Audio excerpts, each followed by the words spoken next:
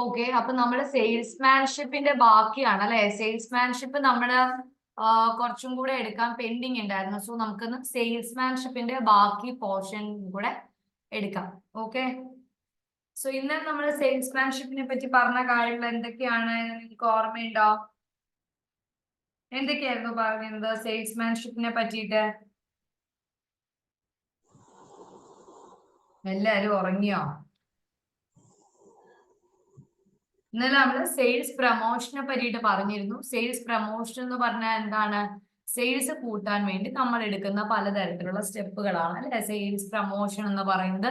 പുതുതായിട്ട് product introduce ചെയ്യുക, പുതുതായിട്ട് കസ്റ്റമേഴ്സിന് പുതിയ സാധനങ്ങളെ പരിചയപ്പെടുത്തുക, അത് വാങ്ങാനായിട്ട് അവരെ പ്രേരിപ്പിക്കുക, പഴയ കസ്റ്റമേഴ്സിനെ നിലനിർത്തുക, ദെൻ പബ്ലിക് ഇമേജ് മെയിൻറ്റെയിൻ ചെയ്യുക, ബ്രാൻഡ് നെയിം മെയിൻറ്റെയിൻ ചെയ്യുക, അത്തരം കാര്യങ്ങളൊക്കെയാണ് സെയിൽസ് പ്രൊമോഷനകത്ത് വരുന്നത്. ടെക്നിക്സ് നമ്മൾ ഒരുപാട് പറഞ്ഞു. ഒന്ന്, ഫ്രീ സാമ്പിളുകൾ കൊടുക്കാം, ഫിസിഷ്യൻ സാമ്പിൾ എന്നൊക്കെ നമ്മൾ കാണുന്ന പോലത്തെ ഫ്രീ സാമ്പിളുകൾ കൊടുക്കാം, ട്രേഡിംഗ് സ്റ്റാമ്പുകൾ കൊടുക്കാം, കൂപ്പൺ കൊടുക്കാം, പ്രീമിയം അല്ലെങ്കിൽ ബോണസ് ഓഫർ കൊടുക്കാം, പ്രൈസ് കണ്ടസ്റ്റ് കൊടുക്കാം, ഫെയർ അല്ലെങ്കിൽ എക്സിബിഷൻസ് കൊടുക്കാം. ഏറ്റവും ആദ്യം പറയുന്നത് ഫ്രീ സാമ്പിൾസ് ആണ് പറയുന്നത്. ഫ്രീ സാമ്പിൾസിന്റെ പ്രത്യേകത എന്താണ്? ഫ്രീ സാമ്പിൾസിന്റെ പ്രത്യേകത എന്താ? മെഡിക്കൽ റെപ്രസെന്റേറ്റീവ്സ് ആയിരിക്കും കൂടുതലായിട്ട് കൊടുക്കുന്നത്. ട്രേഡിംഗ് സ്റ്റാമ്പ്സ് എന്ന് ഉദ്ദേശിക്കുന്നത് ഇത്ര സാധനങ്ങൾ വാങ്ങിക്കഴിയുമ്പോൾ നമ്മൾക്ക് കസ്റ്റമേഴ്സ് നമ്മൾ സ്റ്റാമ്പുകൾ കൊടുത്തുകൊണ്ടിരിക്കും. ആഫ്റ്റർ ഒരു സഫീഷ്യന്റ് സ്റ്റാമ്പ് നമ്പർ എത്തി കഴിയുമ്പോൾ ആൾക്കാർ എന്ത് ചെയ്യും? ഇത് തിരിച്ച് നമ്മുടെ പർട്ടിക്കുലർ റീറ്റെയിലറിന്റെ അടുത്ത് കൊണ്ടുചെല്ലുമ്പോൾ അയാൾക്ക് ഒരു സാധനം ഫ്രീ ആയിട്ട് കൊടുക്കാൻ പറ്റും. ദെൻ കൂപ്പൺസ്, അപ്പം ഈ ന്യൂസ് പേപ്പർ, മാഗസിൻസ്, അത്തരം സാധനങ്ങളിലൂടെ കൂപ്പൺ കൊടുക്കുക. കൂപ്പൺ വെച്ചിട്ട് എന്ത് ചെയ്യും? റീറ്റെയിലേഴ്സിന് എടുക്കുന്ന ആളുകൾക്ക് സാധനങ്ങൾ വാങ്ങാൻ സാധിക്കും. Then premium and bonus offer, ചില സമയം നമ്മൾ സാധനങ്ങൾ വാങ്ങുമ്പോൾ കാണാൻ പറ്റാറുണ്ട് അല്ലെ, 15% എക്സ്ട്രാ, 25% എക്സ്ട്രാ എന്നൊക്കെ കാണാൻ സാധിക്കാറുണ്ട്. അതാണ് പറയുന്നത്. Next one is prize contest. നമ്മൾ സമ്മാന മത്സരങ്ങൾ നടത്തുന്നു, പ്രൈസ് കൊടുക്കുന്നു, ഫെയർസ് ആൻഡ് എക്സിബിഷൻ. നെക്സ്റ്റ് നമ്മൾ പറയാൻ പോകുന്ന ഇമ്പോർട്ടന്റ് ആയിട്ടുള്ള ഏരിയ ആണ് സെയിൽസ്മാൻഷിപ്പ്. എന്താണ് സെയിൽസ്മാൻഷിപ്പ്? ഓക്കെ, അതായത് സെയിൽസ് എന്ന് പറയുന്നത് എന്താ? Life blood of business. ഒരു ബിസിനസിന്റെ ലൈഫ് ബ്ലഡിനെയാണ് നമ്മൾ സെയിൽസ് എന്ന് പറയുന്നത്. അൾട്ടിമേറ്റീവ് ഒബ്ജക്റ്റീവ് എന്ന് പറയുന്നത് എന്താ? എല്ലാ പ്രൊഡക്ഷന്റെയും അൾട്ടിമേറ്റ് എയിം എന്ന് പറയുന്നത് എന്താണ്? സെയിൽസ് നടത്തുക, അല്ലെങ്കിൽ ഒരു സാധനം വിറ്റു പോവുക എന്നുള്ളതാണ് എല്ലാ ഉൽപാദനത്തിന്റെയും പുറകിലുള്ള ഒരു മെയിൻ ശാസ്ത്രം എന്ന് പറയുന്നത്. സോ ഇനി സെയിൽ ഇല്ല എന്നുണ്ടെങ്കിൽ ആ സംരംഭത്തിന് നിലനിൽക്കുക എന്നുള്ളത് ബുദ്ധിമുട്ടാണ് അല്ലെ. Without sales it is very difficult for a business to survive. കാരണം sales are the major source of revenue for a business. ഒരു ബിസിനസിന്റെ മേജർ റവന്യൂ എന്ന് പറയുന്നത് അവരുടെ സെയിൽസ് തന്നെയാണ്. ഇനി in olden days salesmanship was considered a very important method. ഇപ്പോഴല്ല, പണ്ട്. Okay, in olden days salesmanship എന്ന് പറയുന്നത് ഒരു ഇമ്പോർട്ടന്റ് മെത്തേഡ് ആയിട്ടാണ് കരുതിക്കൊണ്ടിരുന്നത്. ഒരു മിനിറ്റ്.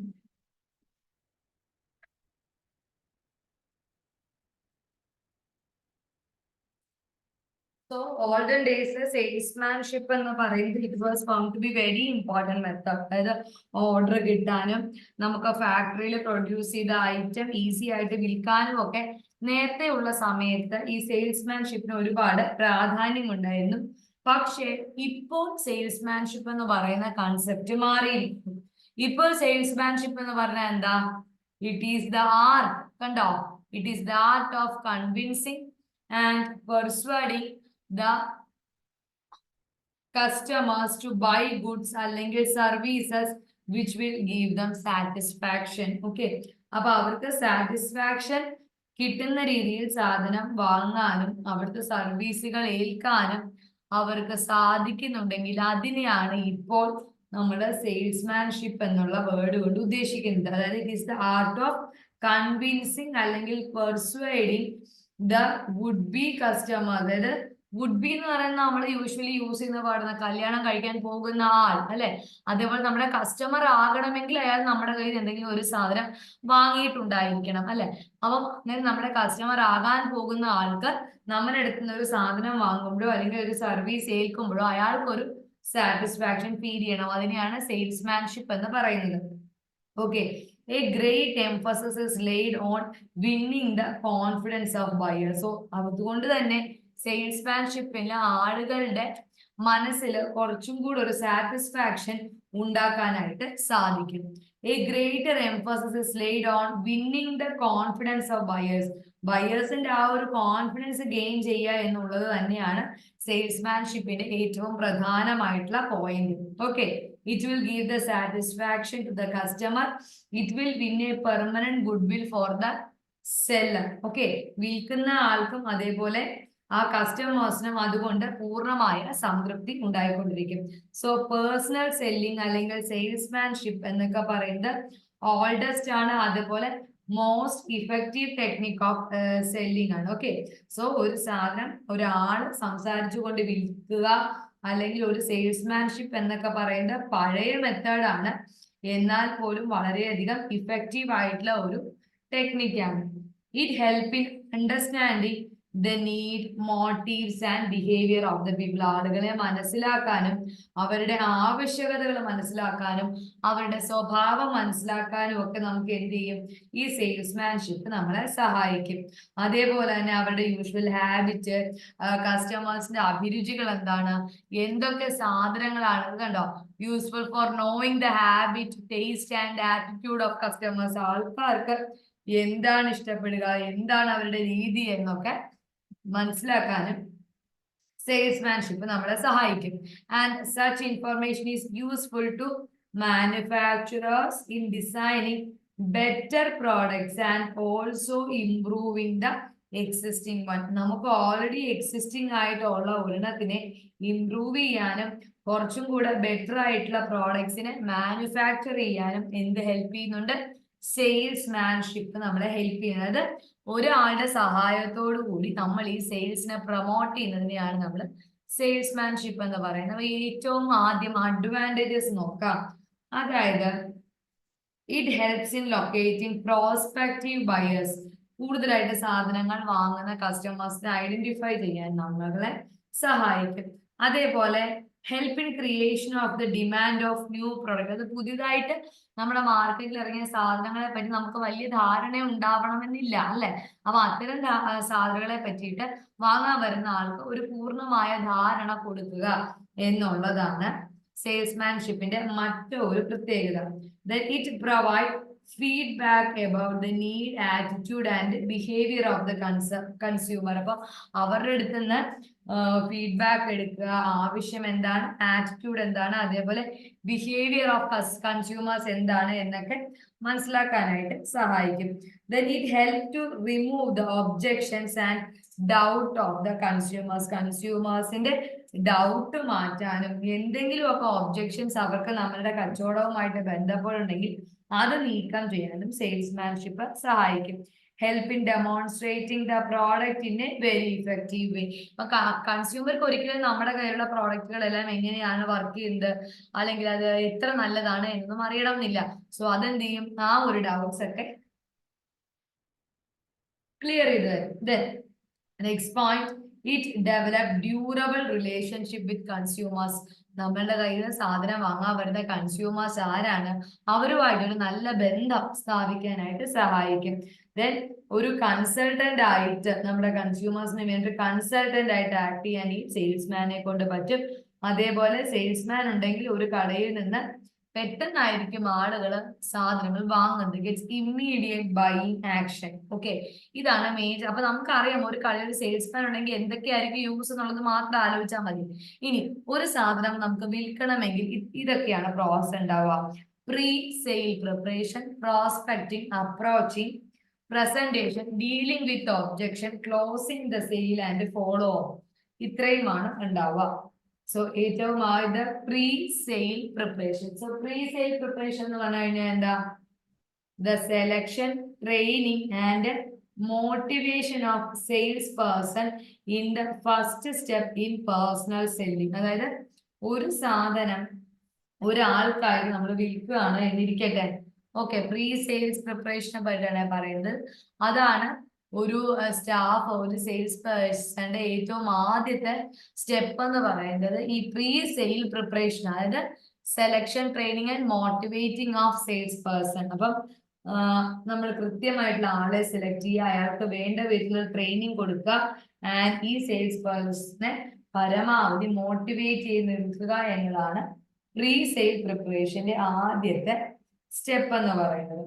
ഇനി the salesman must have A തറവ് knowledge of the product, consumer, competitors, product and technique of selling. അപ്പം ഒരു പ്രീ സെയിൽ പ്രിപ്പറേഷൻ എന്ന് പറഞ്ഞാൽ അവിടെ നിൽക്കുന്ന സെയിൽസ്മാനെ നമ്മൾക്ക് കയ്യിൽ കിട്ടുന്നു, അയാളെ ട്രെയിൻ ചെയ്ത് നമ്മൾ എടുക്കുന്നു അല്ലെ, അതാണ് പ്രീ സെയിൽ പ്രിപ്പറേഷൻ എന്ന് പറയുന്നത്. അപ്പൊ അവിടെ നമ്മൾ അയാളെ ഏബിൾ ആക്കി എടുക്കുകയാണ് ചെയ്യുന്നത് കേട്ടോ.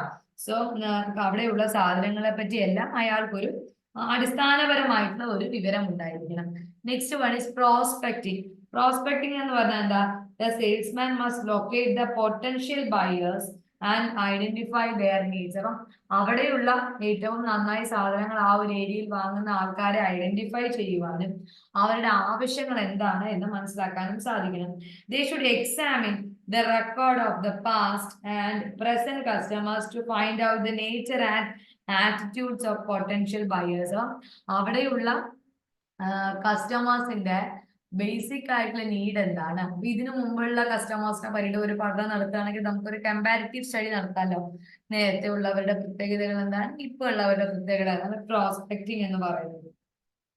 Okay, next is approaching. Approaching എന്ന് പറഞ്ഞാൽ എന്താണ്? അപ്രോച്ചിങ്. ഓക്കെ, നെക്സ്റ്റ് നമ്മൾ അപ്രോച്ച്. ഞാൻ റെക്കോർഡ് ചെയ്യുന്നുണ്ടായിരുന്നോ? ഒരു മിനിറ്റ്. ഓക്കെ,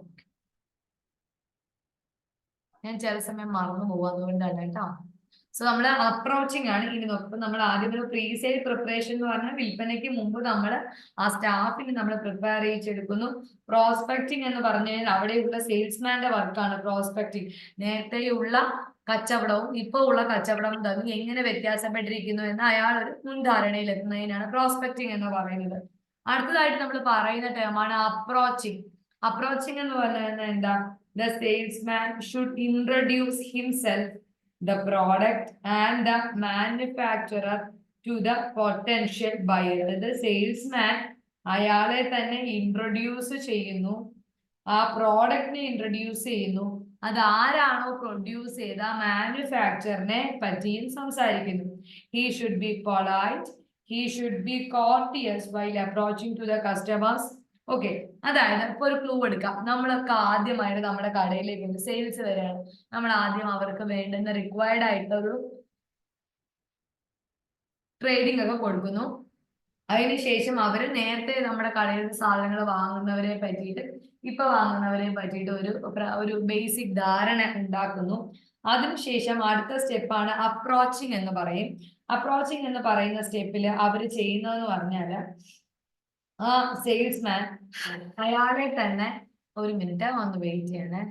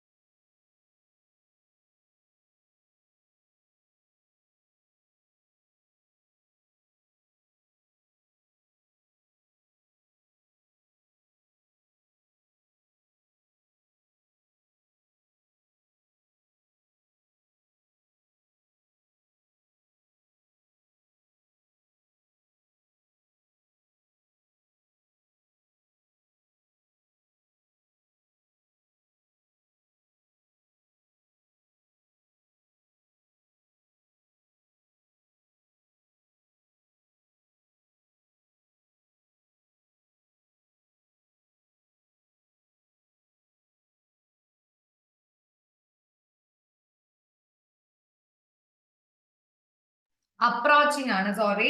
സോ അപ്രോച്ചിങ് ആണ് നമ്മൾ പറയുന്നത്. അപ്പൊ നമ്മൾ പറഞ്ഞു കടയിൽ ഒരു സ്റ്റാഫ് പുതുതായിട്ട് വന്നു, ആ സ്റ്റാഫിന് നമ്മൾ റിക്വയർഡ് ആയിട്ട് ട്രെയിനിങ് ഒക്കെ കൊടുത്തു. അതിനുശേഷം നമ്മൾ എന്ത് ചെയ്തു? നേരത്തെ ഉണ്ടായിരുന്ന കസ്റ്റമേഴ്സും ഇപ്പോഴത്തെ കസ്റ്റമേഴ്സും തമ്മിലുള്ള വ്യത്യാസങ്ങളൊക്കെ പറഞ്ഞു കൊടുത്ത് നമ്മൾ എന്ത് ചെയ്യാൻ തുടങ്ങി? അയാളെ ട്രെയിൻ ചെയ്ത് അയാളെ നമ്മുടെ കച്ചവടത്തിന്റെ ബേസിക് ആയിട്ടുള്ള ഒരു പാറ്റേൺ ഒക്കെ പഠിപ്പിച്ചും തുടങ്ങി. ഓക്കെ. ഇനി നമുക്ക് ഒരു കസ്റ്റമർ വരുമ്പോൾ അയാളെ നമുക്ക് ഇംപ്രസ് ചെയ്യണം, അല്ലെങ്കിൽ അയാളിലേക്ക് അപ്രോച്ച് ചെയ്യാനായിട്ട് നമ്മൾ എങ്ങനെയാണ് അപ്രോച്ച് ചെയ്യേണ്ടതെന്നാണ് പറയുന്നത്. അപ്പൊ ആദ്യം തന്നെ സെയിൽസ്മാൻ ഇപ്പം ഫോർ എക്സാമ്പിൾ ഫക്രയിൽ നമ്മൾ കുഞ്ഞിന് വേണ്ടി ഒരു സാധനം മേടിക്കാൻ ചെല്ലെങ്കിൽ ഫസ്റ്റ് അവർ എന്ത് ചെയ്യും, നമുക്ക് ഡോർ വരെ ഓപ്പൺ ചെയ്ത് തരിക, അല്ലാതെ നമ്മൾ ഗ്രീറ്റ് ചെയ്യുന്നതിന് തുല്യമാണ് അല്ലെ. സോ അവർ നമ്മളെ റെസ്പെക്ട് ചെയ്ത് അയാളെ സ്വയം ഇൻട്രൊഡ്യൂസ് ചെയ്ത്, അതായത് നമ്മൾ ഒരു ഫാർമസിയിലും അങ്ങനെ കാണാറില്ല, ഒരാൾ വരുമ്പോ ഈവൻ അവരുടെ ഒരു ചിരിയോടുകൂടി പോലും നമ്മൾ നമ്മുടെ കസ്റ്റമേഴ്സിനെ സ്വീകരിക്കാറില്ല അല്ലെ. അത് നമ്മളൊരു വലിയ ഒരു പോരായ്മയാണ്. അപ്പം സെയിൽസ്മാൻ എന്ന് പറഞ്ഞാൽ അയാൾ എങ്ങനെയായിരിക്കണം, അയാളെ തന്നെ ഇൻട്രൊഡ്യൂസ് ചെയ്യണം, അയാളുടെ പ്രോഡക്റ്റിനെ പറ്റി സംസാരിക്കണം, എന്തുകൊണ്ടാണ് ഈ മാനുഫാക്ചർ പ്രോഡക്റ്റ് ഇത്ര ഇമ്പോർട്ടൻസ് ഉണ്ട് എന്നുള്ളത് നമ്മൾ അയാൾക്ക് പറഞ്ഞ് മനസ്സിലാക്കുക. And we need to be very polite and courteous. Okay, നല്ല പൊളൈറ്റ് ആയിട്ട് വേണം അവരെ ഡീൽ ചെയ്യാൻ. ആൻഡ് a salesman at the counter should pleasantly greet the customer and make him feel like home എന്നാ പറയുന്നത്. അതായത് ആ കസ്റ്റമർക്ക് എന്തും ചോദിക്കുവാനുള്ള ഒരു ഒരു എന്താ പറയാ, ഒരു ഫ്രീഡം കിട്ടണം അവിടെ നിൽക്കുമ്പോൾ. In case he is busy with some other customer, he should assure that the customer that he would attend to him presently. അപ്പൊ വേറൊരു കസ്റ്റമറുമായിട്ട് ബിസി ആണ് എങ്കിൽ പോലും നമ്മൾ ഇപ്പോൾ നമ്മുടെ അടുത്ത് പുതുതായിട്ട് വന്ന കസ്റ്റമറിനെ നമ്മൾ എന്ത് ചെയ്യണം, വി ഷുഡ് അഷ്വർ ദാറ്റ് നമ്മൾ അയാളെ ആ സമയത്ത് തന്നെ അറ്റൻഡ് ചെയ്യും എന്നുള്ളൊരു ഉറപ്പ് അയാൾക്ക് കൊടുക്കേണ്ടിയിരിക്കുന്നു. Next one is the presentation. Presentation എന്ന് പറഞ്ഞാൽ നമ്മുടെ കയ്യിൽ വിൽക്കാനുള്ള ഒബ്ജക്റ്റ് ഉണ്ട്. The object of presentation is to convince the customer that he needs this type of product അല്ലെങ്കിൽ service, and this particular product or service will in fact fulfill his needs. അപ്പം presentation പറയുന്നത് ആ ഒരു വസ്തു അല്ലെങ്കിൽ ആ ഒരു പ്രസന്റേഷൻ എന്ന് പറയുന്നത് നമ്മളൊരു സാധനം അയാൾക്ക് കൊടുക്കുമ്പോൾ അതിന്റെ പ്രസന്റേഷൻ അയാൾക്ക് 100% എന്തുണ്ടായിരിക്കണം, ഒരു satisfaction ഉണ്ടാക്കിയിട്ടുള്ളതായിരിക്കണം. Then the salesman should describe the salient features and uses of the product in brief. അയാള് ആ പ്രോഡക്റ്റിന്റെ ഫീച്ചേഴ്സും അതേപോലെ തന്നെ ആ പ്രോഡക്റ്റിന്റെ ഉപയോഗങ്ങളും അയാള് വളരെ ബ്രീഫ് ആയിട്ട് പറയണം.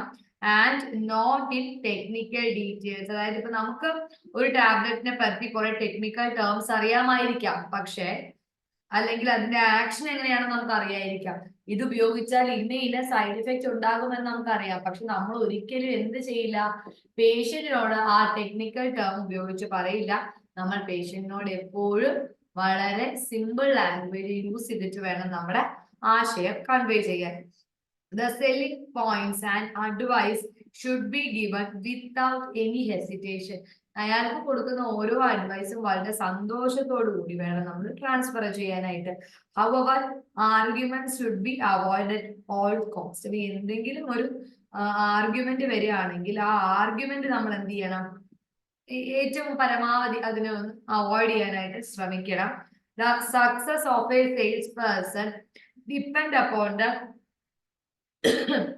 degree to which he or she is able to match his or her presentation with the attitude of the customer. അതായത് കസ്റ്റമറിന്റെ ആറ്റിറ്റ്യൂഡ് അനുസരിച്ച് ആ ഒരു സെയിൽസ് പേഴ്സണ് അയാളെ എന്താ പറയാ, കസ്റ്റമറിന്റെ നീഡ് അനുസരിച്ച് അല്ലെങ്കിൽ കസ്റ്റമറിന്റെ ആറ്റിറ്റ്യൂഡ് അനുസരിച്ച് അയാളെ എങ്ങനെ ഇൻഫ്ലുവൻസ് ചെയ്യാൻ പറ്റുന്നു എന്നുള്ളതാണ് ഒരു സെയിൽസ്മാനെ സംബന്ധിച്ചായിട്ട് വിജയം എന്ന് പറയുന്നത്. ഓക്കെ, ഇനി ഡീലിംഗ് വിത്ത് ഒബ്ജെക്ഷൻസ്. അപ്പൊ ഒരാളിപ്പം നമ്മളോട് വന്നിട്ട് ഒരു ഒബ്ജെക്ഷനോട് കൂടി സംസാരിക്കുകയാണെങ്കിൽ നമ്മൾ അതിനെ എങ്ങനെ വെൽക്കം ചെയ്യണം എന്നാ പറയുന്നത്. Okay, certain objections may be raised by the customer after presentation which should be welcomed. അതായത് ചില സമയം അവർ സാധനങ്ങൾ വാങ്ങി കഴിയുമ്പോൾ അവർ കുറച്ച് ഒബ്ജെക്ഷൻസ് സംസാരിക്കാം അല്ലെ, അതും നമ്മൾ എന്ത് ചെയ്യണം, സ്വാഗതം ചെയ്യണം.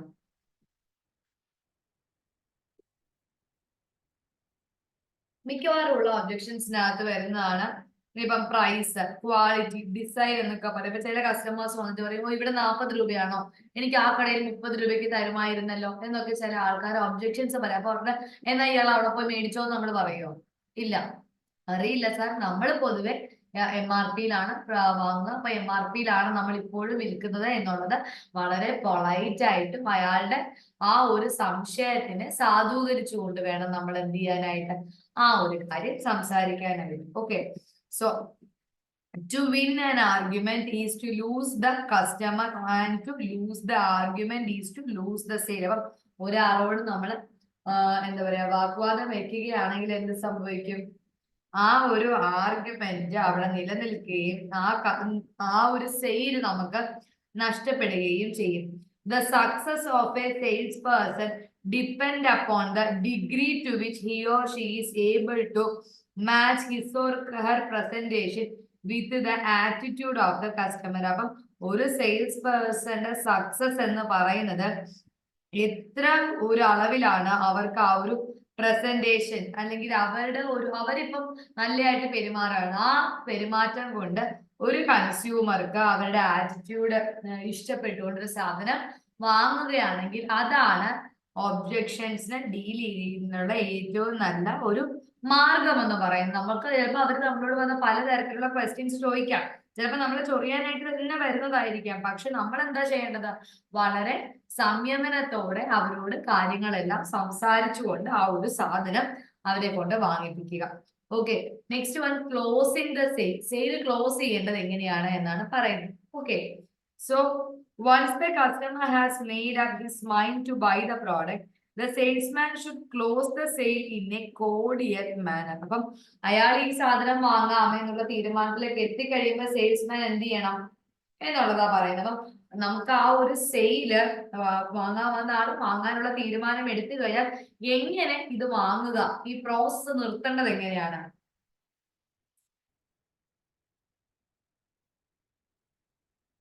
The customer should be made to feel that he has made the right choice. കസ്റ്റമർക്ക് തോന്നണം അയാൾ കറക്റ്റ് ആയിട്ടുള്ള തീരുമാനമാണ് എടുത്തിരിക്കുന്നതെന്ന് അയാൾക്ക് തോന്നണം. Okay, it is difficult to close the sale if the customer has not yet come to a decision. അപ്പം customer ഒരു തീരുമാനത്തിലേക്ക് എത്തിയിട്ടില്ല എന്നുണ്ടെങ്കിൽ ഓക്കെ, അയാൾക്കൊരു തീരുമാനം എടുക്കാൻ സാധിച്ചിട്ടില്ലെങ്കിൽ ഈ പറഞ്ഞ ക്ലോസിംഗ് ദ സെയിൽ ബുദ്ധിമുട്ടാണ്. പക്ഷെ അങ്ങനെയല്ല, മിക്കവാറും ഉള്ള സന്ദർഭങ്ങളിലെല്ലാം കസ്റ്റമേഴ്സ് എന്ത് ചെയ്യാൻ പറ്റും? They should be pressurized to get in for a particular item. ഒരു ഐറ്റം കിട്ടാനായിട്ട് അത് നമ്മളെ സഹായിക്കും. Okay, the salesman should thank the customer at the time of delivery of goods. സാധനങ്ങൾ വാങ്ങി പോകുന്ന സമയം സെയിൽസ്മാൻ എന്ത് ചെയ്യണം? കസ്റ്റമർക്ക് താങ്ക് യു പറയണം. Okay, and that social courtesy should be excellent. അയാൾക്ക് ഫീൽ ചെയ്യണം നമ്മൾ താങ്ക് യു പറയുകയാണ് എന്നുള്ളത് കസ്റ്റമർക്ക് ഫീൽ ചെയ്യണം. He should assure the customer of still better service in future. ഇനിയും വരണം അല്ലെങ്കിൽ ഇനിയും ഇതേ സർവീസ് ഞങ്ങൾ പ്രൊവൈഡ് ചെയ്യുന്നത് അഷ്വറിറ്റി കൂടി ആയിരിക്കണം കൊടുക്കേണ്ടത്. ഓക്കെ, അതാണ് ക്ലോസിംഗ് ദ സെയിൽ. എല്ലാം നമുക്ക് അറിയാവുന്ന കാര്യം, ഓരോ പേരിട്ട് വിളിക്കുന്നു മാത്രം. Next is follow up. Okay, follow up എന്ന് പറഞ്ഞാൽ എന്താ? എപ്പോഴും പ്രാക്ടിക്കൽ അല്ലേ. ഇപ്പം തിരുവനന്തപുരത്തുള്ള ഒരാൾ ആലപ്പുഴയിൽ വന്നിട്ട് മെഡിസിൻ വാങ്ങിക്കാൻ അയാളെ ഫോളോ അപ്പ് ചെയ്യാന്ന് പറയുന്നത് അത്ര ഈസി ആയിട്ടുള്ള ഒരു കാര്യമല്ല. എസ്പെഷ്യലി റീറ്റെയിൽ ഫാർമസിയിലൊക്കെ വരുന്ന ആൾക്കാരെന്ന് പറയുന്നത് ചിലപ്പോൾ ഒരു പ്രാവശ്യം വന്നിട്ട് പിന്നെ ആ ഫാർമസിയിൽ വരുന്ന ആൾക്കാരായിരിക്കില്ല. പക്ഷെ മിക്കവാറും ഫ്രീക്വന്റ് ആയിട്ട് വിസിറ്റ് ചെയ്യുന്ന ആൾക്കാരെ നമുക്ക് ഫോളോ അപ്പ് ചെയ്യാൻ ഈസി ആയിരിക്കും അല്ലെ. സോ അങ്ങനെ അല്ലാത്തപ്പോൾ the representative of suppliers generally follow up for stock sold to be sold by effective salesmanship. Follow up എന്നുള്ളത് സെയിൽസിൽ റീറ്റെയിൽ സെയിൽ അത്ര പ്രാക്ടിക്കൽ ആയിട്ടുള്ള ഒരു കാര്യമായിട്ട് തോന്നണില്ല കേട്ടോ. Next one is salesman. Salesman എന്താണ്? സെയിൽസ്മാൻ എന്ന് പറയാം. അപ്പൊ സെയിൽസ്മാൻഷിപ്പ് എന്ന് പറഞ്ഞാൽ ഒരു പ്രോസസ് ആണ് നമ്മൾ പറഞ്ഞു അല്ലെ. ഒരു സാധനം ഒരാള് നല്ല ഇൻഫ്ലുവൻസ് ചെയ്ത് വേറെ ഒരു കസ്റ്റമർക്ക് വിൽക്കുന്നതിനെയാണ് സെയിൽസ്മാൻഷിപ്പ് എന്ന് പറയുന്നത്. നമ്മൾ പറയുന്നത് സെയിൽസ്മാൻ എന്താണ്? So a person who is engaged in selling goods to the customers is known as a salesman. അപ്പം ഒരു സാധനം മറ്റൊരാൾക്ക് വിൽക്കുന്ന ആളെയാണ് നമ്മൾ എന്ത് വിളിക്കുന്നത്? Salesman. And generally salesman are born not made എന്നാ യൂഷ്വലി പറയാറ്. അതായത് അയാള് സ്വാഭാവികമായിട്ടും അയാൾക്ക് ചുറ്റുമുള്ള സന്ദർഭങ്ങളും സാഹചര്യങ്ങളും വെച്ചിട്ട് അങ്ങനെ ആയി പോവുകയാണ് അല്ലെ. ഒരിക്കലും ഒരാളെ നമ്മൾ ഉണ്ടാക്കിയെടുക്കുകയല്ല. സോ ഇന്നത്തെ സന്ദർഭങ്ങളിൽ നമുക്ക് അങ്ങനെ സെയിൽസ്മാൻ എന്ന് പറയുന്ന ഒരാളെ ഒന്നും ചിന്തിക്കാൻ സാധിക്കില്ല. ആർക്കും സെയിൽസ് പ്രൊഫഷൻ എടുക്കണമെന്ന് ആഗ്രഹവുമില്ല.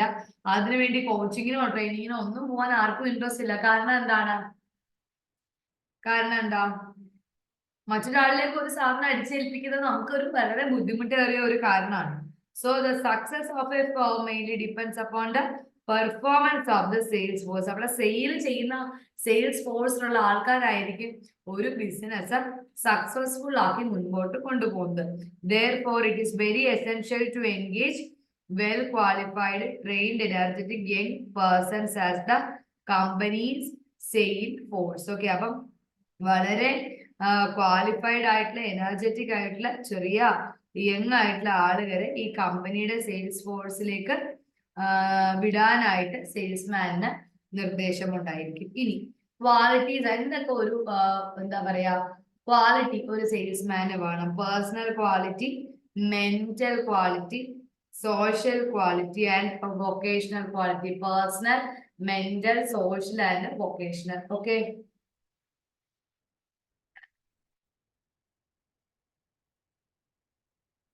പേഴ്സണൽ ക്വാളിറ്റി നമുക്ക് ഒരാളുടെ സ്വഭാവത്തിന്റെ പേഴ്സണാലിറ്റിയും ക്യാരക്ടറും തമ്മിലുള്ള വ്യത്യാസം നമുക്കറിയാം. പേഴ്സണാലിറ്റി എന്ന് പറഞ്ഞാൽ എന്താ? അയാൾ നമ്മളോട് പുറമേ കാണിക്കുന്ന പെരുമാറ്റത്തിനെയാണ് പേഴ്സണൽ ക്വാളിറ്റീസ് എന്ന് പറയുന്നത്. അപ്പം ഒരു സെയിൽസ്മാനെ സംബന്ധിച്ചിടത്തോളം അയാളുടെ സ്വഭാവം നമുക്ക് വളരെയധികം അട്രാക്റ്റീവ് ആയിരിക്കണം അല്ലേ? So a good salesman should have an attractive personality. അയാൾക്കൊരു വ്യക്തമായ ശബ്ദം ഉണ്ടായിരിക്കണം, ക്ലിയർ വോയിസ്. അയാളുടെ സൗണ്ട് ഭയങ്കര സ്വീറ്റ് ആയിരിക്കണം എന്നല്ല പറയാം, അയാൾ പറയുന്ന കാര്യങ്ങൾ വളരെ ക്ലിയർ ആയിരിക്കണം. And his tone of speaking should be natural so as to impress the person dealing with him. അയാൾ സംസാരിക്കുന്ന ടോൺ എന്ന് പറയുന്നത് അവിടെ സാധനം വാങ്ങാൻ വരുന്ന ആളുകളെ ഇംപ്രസ് ചെയ്യാൻ തക്കവണ്ണമുള്ളതായിരിക്കണം. Okay, he must possess good health and sound physique. അതായത് അയാൾ ഒരു ഹെൽത്തി ആയിട്ടുള്ള ആളാണെങ്കിൽ മാത്രമല്ലേ അയാൾ പറയുന്ന സാധനങ്ങളോട് നമുക്കൊരു ട്രസ്റ്റ് വർത്തി ആയിട്ട് നിൽക്കാനായിട്ട് സാധിക്കുകയുള്ളൂ. The success of a firm mainly depends on the performance of their sales force. അതായത് ഒരു ഫേം സക്സസ് ആവണമെങ്കിൽ അത് മെയിൻലി അവിടെയുള്ള സെയിൽ ഫോഴ്സിന്റെ പെർഫോമൻസിനെ ഡിപ്പെൻഡ് ചെയ്യും. Therefore, it is essential to engage well qualified, trained, energetic and young persons as the company's sales force. Okay, അപ്പം well qualified ആയിട്ടുള്ള, trained ആയിട്ടുള്ള, എനർജറ്റിക് ആയിട്ടുള്ള, യങ് ആയിട്ടുള്ള ആളുകളെയാണ് കൂടുതലായിട്ട് നമ്മൾ എന്ത് ചെയ്യുന്നത് ഈ ഒരു ഫീൽഡിലേക്ക് പേഴ്സണൽ ക്വാളിറ്റീസ് കൺസിഡർ ചെയ്തുകൊണ്ട് നമ്മൾ എടുക്കുന്നത്. കാരണം എന്താ, അവർ കുറച്ചുകൂടി ഇഫക്റ്റീവ് ആയിട്ട് വർക്ക് ചെയ്യുമെന്ന് നമ്മൾ വിശ്വസിക്കുന്നുണ്ട്. And he should also be well dressed because it adds to his charm. അപ്പം അയാൾ കുറച്ചും കൂടെ വെൽ ഡ്രസ്ഡ് ആയിരിക്കണം. Then a pleasing and charming personality always creates a good impression on buyers. അപ്പം ഒന്നുമില്ല, personal qualities first impression is the best impression എന്ന് പറയില്ലേ. അപ്പൊ ഒരാൾ നല്ല വസ്ത്രമൊക്കെ ധരിച്ച് നല്ല ഒരു പ്ലസന്റ് ആയിട്ടുള്ള ഒരു മുഖത്തോട് നിൽക്കുകയാണെങ്കിൽ നമുക്ക് കുറച്ചുകൂടി ഒരു ഹാപ്പി ഫീലിംഗ് ആയിരിക്കും ഉണ്ടാവുക.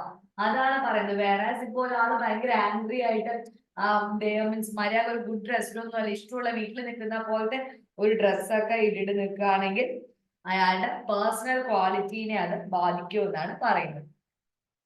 Next one is mental qualities. Mental qualities എന്തൊക്കെയാ വരിക? ഒരു ഗുഡ് സെയിൽസ്മാനെ സംബന്ധിച്ചോളം അയാൾക്ക് നല്ല ഒരു മെമ്മറി വേണം.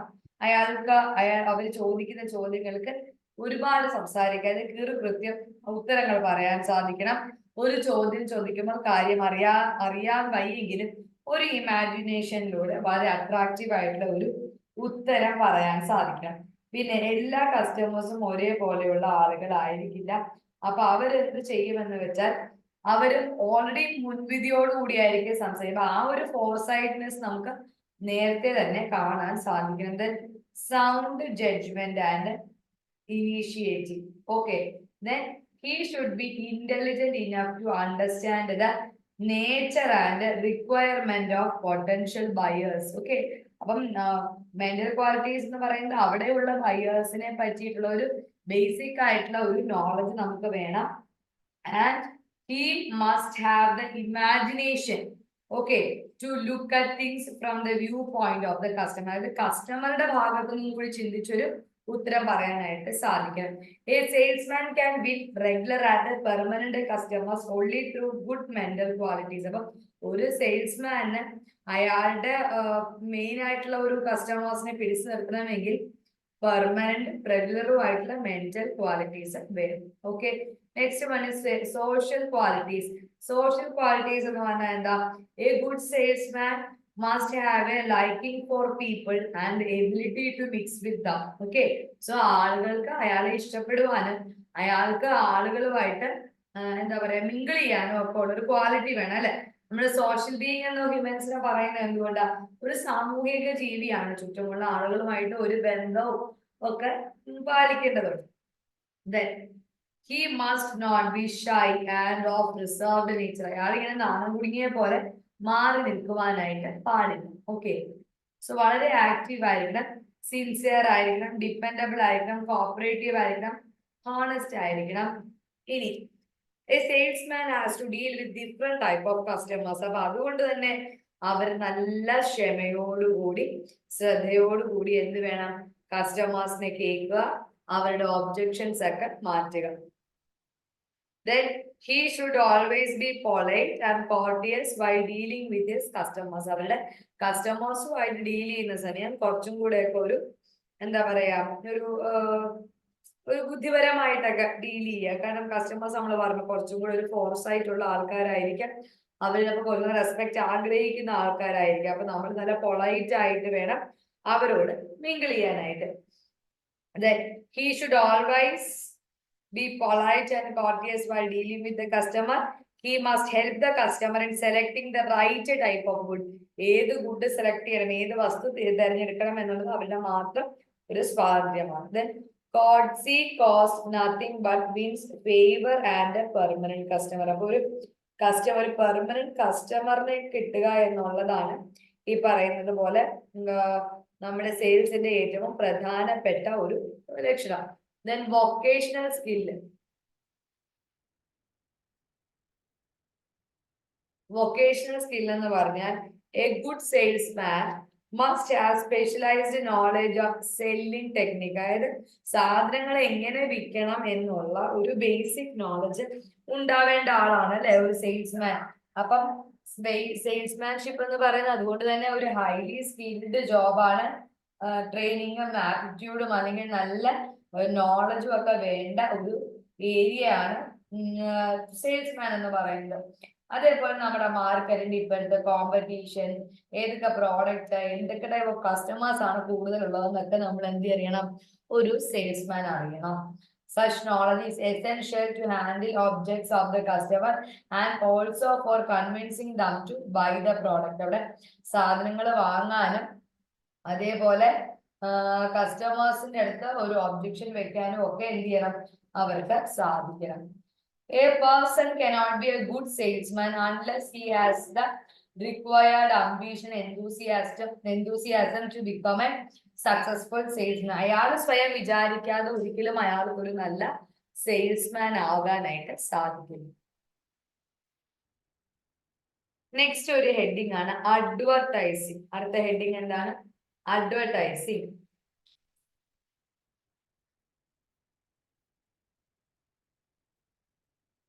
എന്ത് പറ്റി?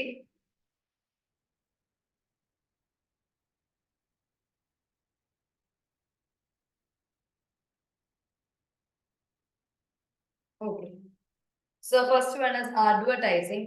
അഡ്വർടൈസിങ് എന്ന് പറയുന്നത് ഒരു ആർട്ടാണ് which is used to familiarize public with the product by informing of its description, uses its superiority over other brand, sources of its availability and price. Sentence തന്നെ മനസ്സിലായി. അഡ്വർടൈസിംഗ് എന്ന് പറയുന്ന ഒരു ആർട്ടാണ്. ആളുകളെ കുറച്ചുകൂടെ പബ്ലിക്കുമായിട്ടും അതിന്റെ സുപ്പീരിയോറിറ്റിയെ പറ്റിയിട്ടും അവൈലബിലിറ്റിയെ പറ്റിയിട്ടും ഒക്കെ ആളുകളെ കുറച്ചും കൂടെ എന്താ പറയാ ഒന്ന് ഫെമിലറൈസ് ചെയ്യാൻ വേണ്ടി നമ്മൾ ഉപയോഗിക്കുന്ന വേർഡാണ് advertising. Okay, the advertiser has to pay for the space or time used to communicate the message to its customers. അപ്പം പൊതുവെ നമ്മൾ അഡ്വർടൈസ്മെന്റ് ചെയ്തത് ആളുകളെ ഈ പ്രോഡക്റ്റിനെ പറ്റിയിട്ടും അല്ലെങ്കിൽ അത് ബാക്കിയുള്ള പ്രോഡക്റ്റിനെ വെച്ച് എന്തുകൊണ്ട് നല്ലത് എന്നൊക്കെ ഒന്ന് ആളുകളെ പരിചയപ്പെടുത്തുന്ന അഡ്വർടൈസിങ് നമ്മൾ ഉപയോഗിക്കുന്നത്. ഒബ്ജക്റ്റീവ്സ് എന്തൊക്കെയായിരിക്കും? പുതിയ പ്രോഡക്റ്റിന്റെ യൂസ് എന്താന്ന് പറയുക, അതിന്റെ സെയിൽസ് കൂട്ടുക, പുതിയ കസ്റ്റമേഴ്സിനെ കൂട്ടുക, അല്ലെ? ഇതൊക്കെയാണ് അതിന്റെ മെയിൻ യൂസ് എന്ന് പറയുന്നത്. അതായത് ഫൈറ്റിംഗ് കോമ്പറ്റീഷൻ കൂട്ടുക, സെയിൽസ്മാനെ കുറച്ചും കൂടെ ആ ഒരു എന്താ പറയുക സെല്ലിങ് എഫേർട്ടിലൊക്കെ കുറച്ചും കൂടെ അസിസ്റ്റ് ചെയ്യുക. അതൊക്കെയാണ് അഡ്വർടൈസ്മെന്റ് ഹെൽപ്പ് ചെയ്യുന്നത്. അപ്പം സെയിൽസ്മാൻ യൂഷ്വലി എന്താ ചെയ്യുക? ആ സാധനത്തിന്റെ ഗുണങ്ങളെ പറ്റി പറയും. അഡ്വർടൈസ്മെന്റ് എന്താ ചെയ്യുന്നത്? സെയിം തന്നെ, പക്ഷെ കുറച്ചും കൂടെ നമ്മുടെ സെയിൽസ്മാന്റെ ജോലി ഈസി ആക്കും. To warn the public against imitation of the product of the firm. Okay, അപ്പം ആ ഒരു സ്ഥാപനത്തിന്റെ ലിമിറ്റേഷൻസ് എന്തൊക്കെയാണ്, ആ പ്രോഡക്റ്റ് ഗുണങ്ങൾ എന്തൊക്കെയാണ് എന്നൊക്കെ പബ്ലിക്കിനെ അറിയിക്കുക.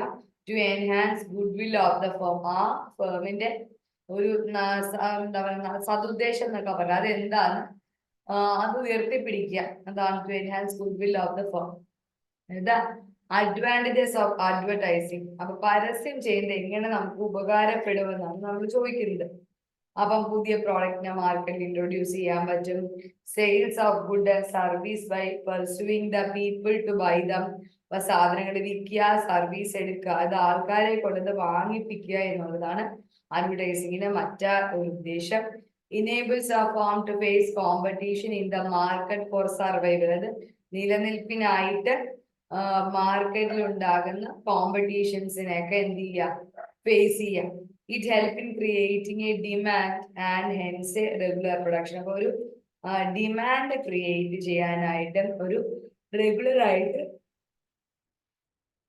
ഒരു പ്രൊഡക്ഷൻ ചെയ്യാനായിട്ട് നമ്മളെ സഹായിക്കും.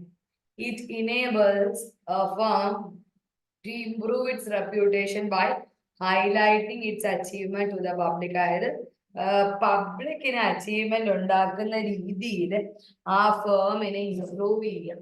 ഓക്കെ, പബ്ലിക്കിന് കുറച്ചും കൂടെ ആ ഒരു ഫേമിനെ പറ്റിയിട്ട് കുറച്ചുകൂടെ റെപ്യൂട്ടേഷൻ ഫീൽ ചെയ്യാനായിട്ടൊക്കെയാണ് നമ്മൾ എന്ത് ചെയ്യുക, അഡ്വർടൈസ്മെന്റ് ചെയ്യുക.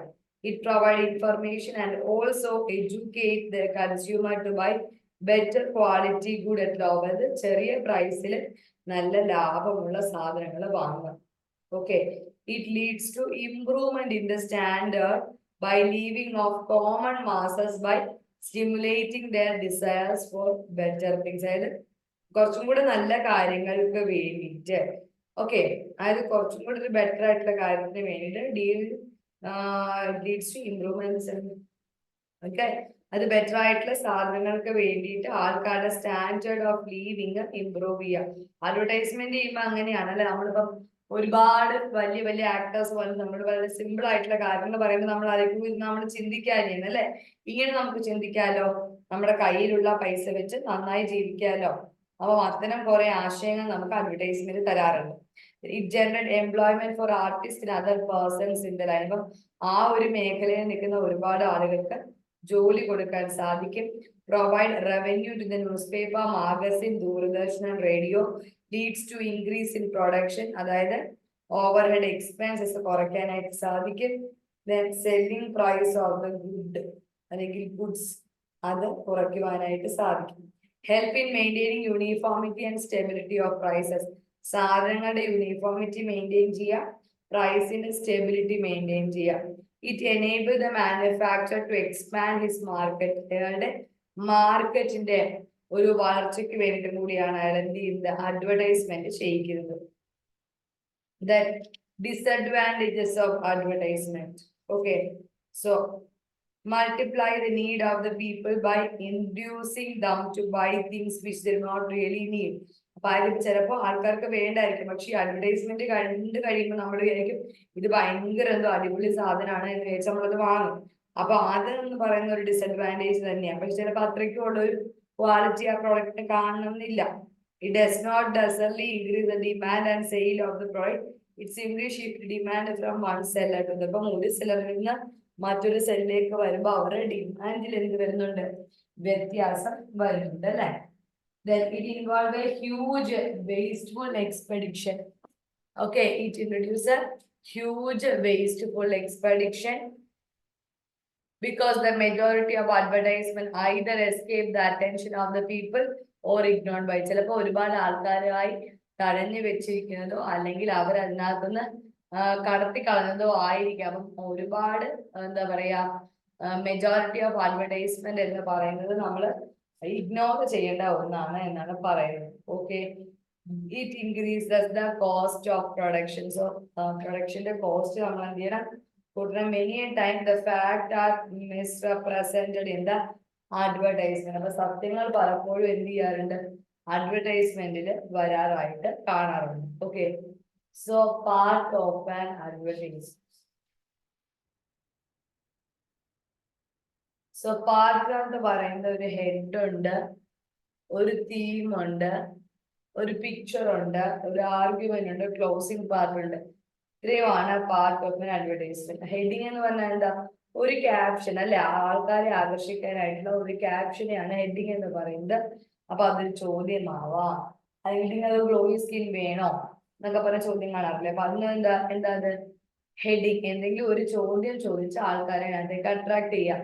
It may be a word, a face or even a question about the product അല്ലെങ്കിൽ സർവീസ് ബീങ് അഡ്വർടൈസ്ഡ്. അപ്പൊ ഞാൻ പരസ്യം ഇട്ടത് തന്നെ എന്തിനു വേണ്ടിയിട്ടാണ് എന്നാണ് ആൾക്കാർ പറയുന്നത്, ടു ഫൈൻഡ് ഔട്ട് അല്ലെ, ഒരു ക്വസ്റ്റ്യൻ ആയിക്കോട്ടെ, ഒരു വേർഡ് ആയിക്കോട്ടെ, എനിവേ ഈ സാധനം പരമാവധി ആളുകളിലേക്ക് എത്തുന്നു എന്നുള്ളതാണ് ഹെഡിങ് കൊണ്ട് ഉദ്ദേശിക്കുന്നത്.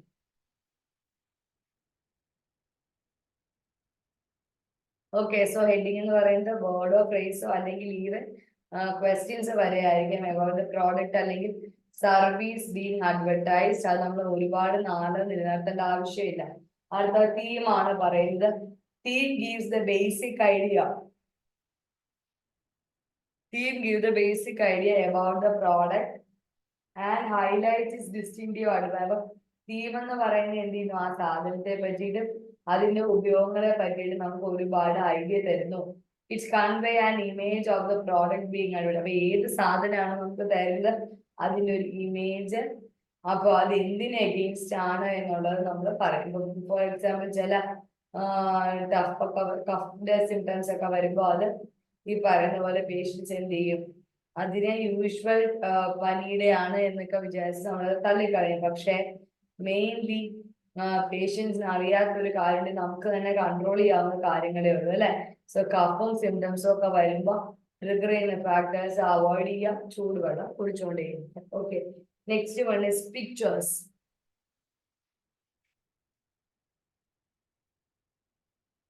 പിക്ചേഴ്സ് ഒരു ഹെഡിങ് കൊടുക്കുന്നുണ്ട് കേട്ടോ. പിക്ചേഴ്സ് ഉണ്ട്, ആർഗ്യുമെന്റ് ഉണ്ട്, ക്ലോസിംഗ് പാർട്ട്. പിക്ചേഴ്സ് എന്ന് പറഞ്ഞാൽ യൂഷ്വലി അഡ്വർടൈസിങ് കോപ്പിയെ സംബന്ധിച്ചിടത്തോളം ഒരു ഫോട്ടോ വെച്ചിട്ടായിരിക്കും നമ്മൾ എന്ത് ചെയ്യുന്നത്, യൂഷ്വലി ആ ഒരു ഫോം അതിന്റെ പ്രോസസ് സ്റ്റാർട്ട് ചെയ്തു. Okay, photo of the product and being advertised in photo, അല്ലെങ്കിൽ പ്രോഡക്റ്റ് വിത്ത് സ്റ്റാർ മോഡൽ.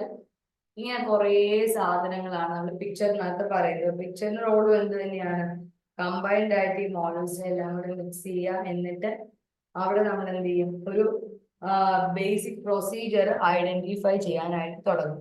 അടുത്ത ആർഗ്യുമെന്റ്. ഓക്കെ, അപ്പം കൺസ്യൂമറിനെ ആ പ്രോഡക്റ്റിന്റെ യൂട്ടിലിറ്റി പറഞ്ഞു പിടിപ്പിക്കാൻ വേണ്ടി ചില സമയങ്ങളിൽ ആർഗ്യുമെന്റിലേക്ക് പോകാറുണ്ട്. സോ അത് ആ കസ്റ്റമറിനെ കൺവിൻസ് ചെയ്യുന്നില്ല എന്നുണ്ടെങ്കിൽ ആ അഡ്വർടൈസിങ് കോപ്പി നമ്മൾ എന്ത് ചെയ്യണം, ആ ആർഗ്യുമെന്റ് ഓർമ്മയ്ക്കായി ഇറ്റ് ഈസ് മൈക്രോ ഫൈൻഡ് എന്ന് രേഖപ്പെടുത്തി സൂക്ഷിക്കണം. ഓക്കെ, ഇനി ക്ലോസിംഗ് പാർട്ട്. ക്ലോസിംഗ് പാർട്ടിൽ ഈ അഡ്വർടൈസിംഗ് കോപ്പി എന്ന് പറയുന്നത് often repeat in brief the customers of the advertisement. In some cases give the name and address of the drugstore where the product is available are given in this part. Okay, then closing part.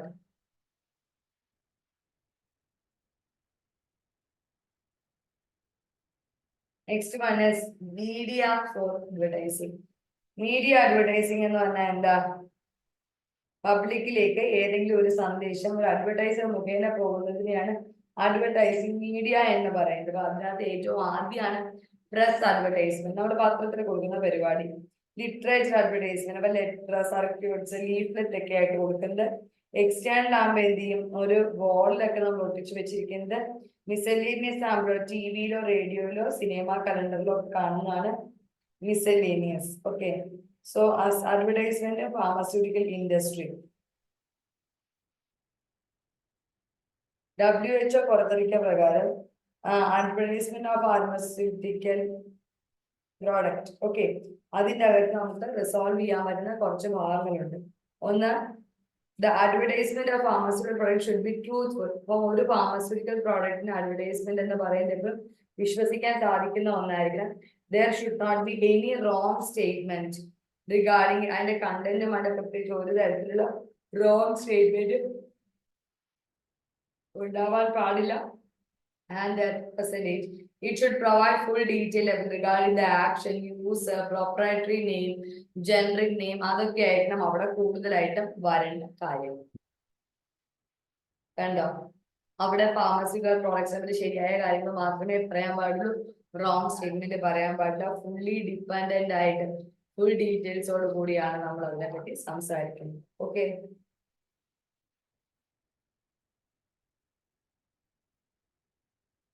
ഇനി main ആയിട്ട് നമ്മുടെ കസ്റ്റമേഴ്സിന് തന്നെ എടുക്കാം. Customers കൂടുതലായിട്ടും ഇപ്പൊ ഫാർമസിയിൽ വരികയാണ്. അപ്പൊ അവര് നമ്മളോട് ഒരു ഡീറ്റെയിൽസ് ചോദിക്കണം. നമ്മളൊരു റോങ് സ്റ്റേറ്റ്മെന്റ് ആണ് കൊടുത്തതെങ്കിൽ, നമുക്ക് ഒരു സാധനം ഒരു പാതിയായിട്ടേ അറിയുള്ളൂ എങ്കിൽ നമ്മൾ എന്ത് ചെയ്യണം, എവിടം വരെയാണോ അല്ലെങ്കിൽ എന്താണോ നമുക്ക് അറിയാമോ അത് മാത്രം കസ്റ്റമറിനോട് പറയാനായിട്ട് നമ്മൾ ശ്രമിക്കണം കേട്ടോ. It provide full details regarding the action, uses, proprietary name as well as the generic name, dosage for mode of administration, side effect, treatment of toxic effect. ഇത്രയുമാണ് വരുന്നത്. ഓക്കെ, ഇനി നെക്സ്റ്റ് പർപ്പസ് ഓഫ് അഡ്വർടൈസ്മെന്റ് ആണ്. ഏതൊക്കെ സാഹചര്യങ്ങൾ നമുക്ക് ചെയ്യാമെന്നാണ് പറയുന്നത്. അന്ന് തുടങ്ങിയാൽ തീരില്ല. ഓക്കെ, സോ അത് നമുക്ക് നാളെ മോർണിംഗ് സ്റ്റാർട്ട് ചെയ്യും. നാളെ മോർണിംഗ് കൊണ്ട് തീർക്കാം. 6 കഴിഞ്ഞു. പക്ഷെ കുറെ ക്വസ്റ്റ്യൻസ് നമുക്ക് ചോദിക്കാത്ത പാടുന്നത് ലീല പ്രഭാകറിലൊക്കെ കാണുന്നുണ്ട്. അതെനിക്ക് തോന്നുന്നത് പണ്ടത്തെ നമ്മുടെ മാത്രം ഗ്രേഡ് 2-ന്റെ മാത്രമല്ലല്ലോ സിലബസ്. കുറെ എന്താ പറയാ സബ്ജക്ട്സ്, കുറെ ചാപ്റ്റേഴ്സ് എന്നൊക്കെ മിക്സപ്പ് ചെയ്തിട്ടുള്ള MCQ ആയിരിക്കും. നമുക്ക് മാസ്റ്റർ കീന്റെ MCQ എടുത്ത് നോക്കാമേ.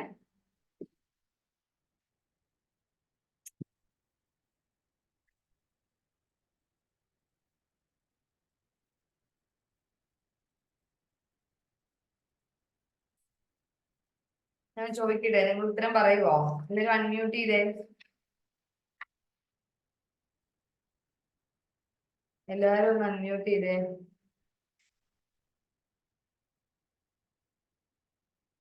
Okay, first question, mail order business is. കേട്ടിട്ടില്ല. Mail order